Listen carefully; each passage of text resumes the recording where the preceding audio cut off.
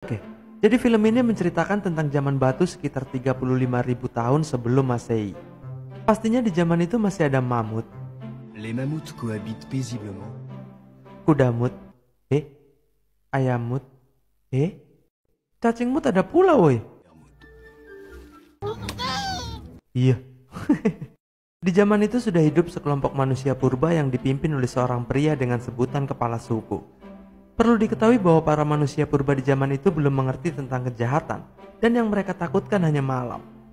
Untuk kepala suku itu sendiri, sebelum memulai perbincangan dengan orang lain, dia selalu menanyakan tentang kecantikan istrinya terlebih dahulu.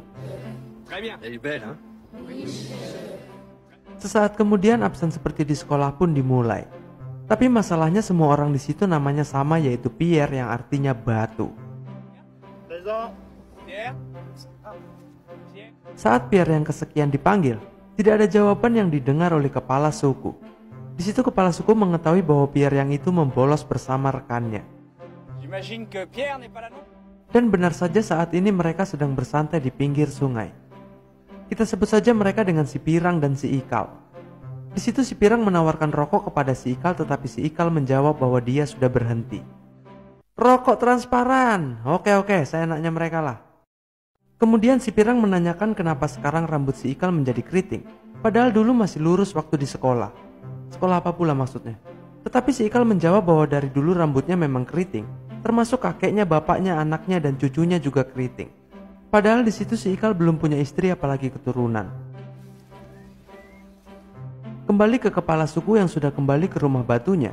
Di situ kepala suku dan istrinya bertemu dengan anak-anak mereka yang sedang bersama wanita pengasuh. Namun di situ kepala suku sempat bingung, karena tadi pagi anaknya 12 tapi kenapa sekarang tinggal 11. Amour, ce matin les enfants. Di situ wanita pengasuh memberitahukan bahwa satu anak kepala suku telah dimakan binatang buas. Mendengar itu, dengan santuy kepala suku menjawab, C'est ça, on en avait 12. ketika hari sudah mulai malam, terlihat seorang penjaga mulai berpatroli untuk memberitahukan bahwa hari sudah mulai gelap. Namun karena bahasa mereka masih awut-awutan, sehingga jawaban yang orang berikan bukan baiklah, melainkan diam kau. Ça va être tout noir. Wajib. Untung bahasanya sekarang gak kacau. Anak-anak buka halaman 30 ya. Bacot bu. Pinter. Saat malam tiba, kepala suku melarang anak-anaknya untuk menonton lukisan sampai larut malam.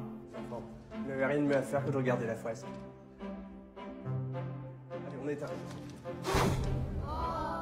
Keesokan harinya, terlihat beberapa orang dari suku yang berbeda. Perbedaannya adalah suku yang satu ini mempunyai rambut gimbal dan kotor. Di situ anggota suku rambut gimbal sedang mengintai suku rambut bersih saat mandi di sungai, karena mereka ingin mencari tahu tentang rahasia sampo yang hanya diketahui oleh suku rambut bersih. Ketika suku rambut bersih mulai menuangkan sampo, di saat itulah suku rambut gimbal mulai menyerang.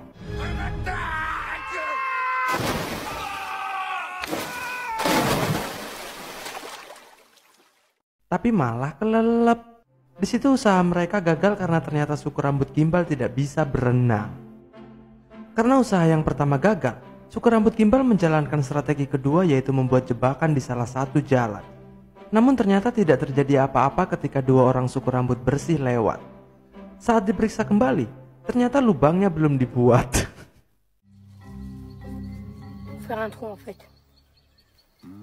Kembali ke suku rambut bersih, keesokan harinya semua anggota berkumpul untuk absen.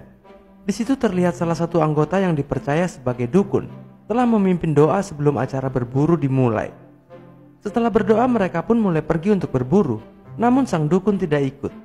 Di situ terlihat sang dukun terus membawa anjingnya yang sudah lama mati. Sementara itu si Pirang dan si Ikal kembali membolos di tempat yang sama. Di situ si Ikal memetik jeruk lalu memakan kulitnya. Terserah. Ketika membicarakan tentang wanita, si Pirang mengatakan bahwa wanita idamannya adalah yang hidup, sedangkan wanita idaman si Ikal adalah perempuan. Tetapi si Ikal juga menambahkan bahwa perempuan idamannya itu harus keriting seperti dia. Tanpa mereka sadari, seorang anggota suku rambut gimbal mendengar pembicaraan mereka. Tidak lama setelah itu anggota suku rambut gimbal menghanyutkan sesuatu yang telah ditemukan oleh si Pirang dan si Ikal.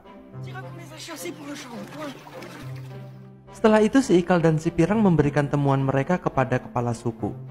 Ketika kepala suku memeriksanya, ternyata itu adalah sebuah surat peringatan dari kepala suku rambut gimbal. Surat itu memberitahukan bahwa saat ini kepala suku rambut gimbal telah menculik dan menyandra dirinya sendiri. Sebagai buktinya, kepala suku rambut gimbal juga mengirimkan potongan tangannya.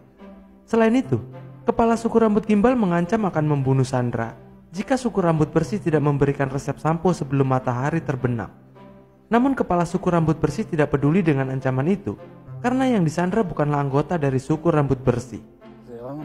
Ketika matahari tenggelam, resep sampo tidak juga diberikan sehingga kepala suku rambut gimbal benar-benar membunuh dirinya sendiri.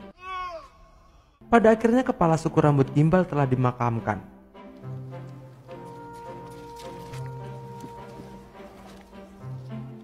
Sementara itu, terlihat pengasuh anak kepala suku sedang menyalakan api sebagai penerangan di rumahnya.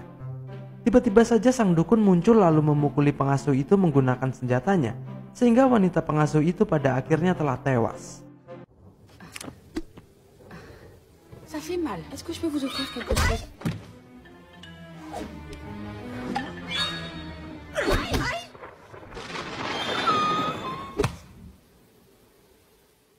Keesokan harinya, para anggota rambut bersih berbondong-bondong ke rumah si pengasuh setelah mengetahui bahwa si pengasuh telah tewas.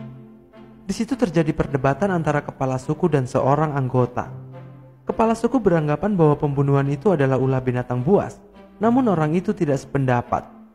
Orang itu beranggapan jika itu ulah binatang buas maka binatang itu pasti sudah memakannya. Orang itu juga mengatakan bahwa Bitanang membunuh untuk makan. Mendengar itu tiba-tiba saja si Pirang berkata salah. Perkataan si Pirang membuat orang itu geram sehingga dia ingin membuktikannya, yang dimana orang itu mengganggu beruang tidur sehingga membuat beruang itu mengamuk lalu mencapik-capik orang itu hingga tewas.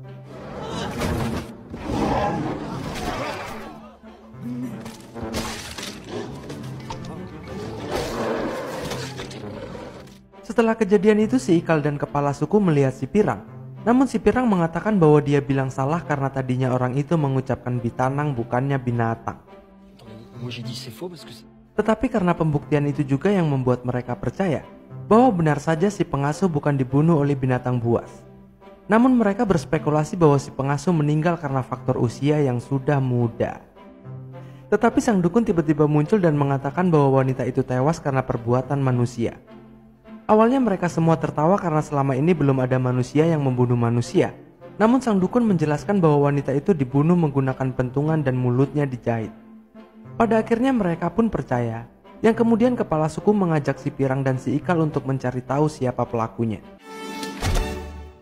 Sementara itu, kepala suku yang baru dari suku rambut gimbal melucuti bulu domba mut, yang kemudian dipasangkan ke anak perempuannya agar terlihat keriting. Di situ kepala suku meminta anaknya untuk menyamar dan merayu si Ikal agar bisa mendapatkan sampo.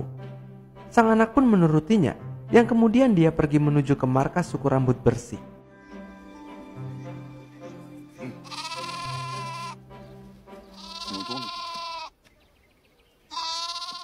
Kembali ke suku rambut bersih, kali ini kepala suku mengumpulkan orang-orang untuk menanyakan siapa yang membunuh wanita pengasuh.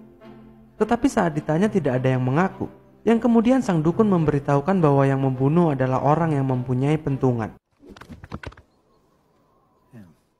Karena semua orang mempunyai pentungan, sehingga kepala suku kembali berpikir.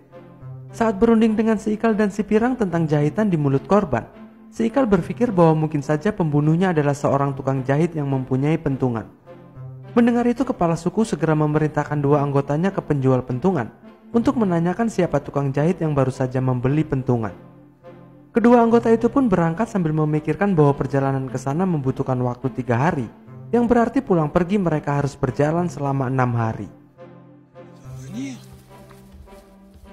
Sambil menunggu kabar dari dua anggota itu, kepala suku mengajak semua anggotanya untuk bermain voli rusamut. Bolanya dari rusamut betina yang ditiup, sedangkan netnya tali yang dipegangi.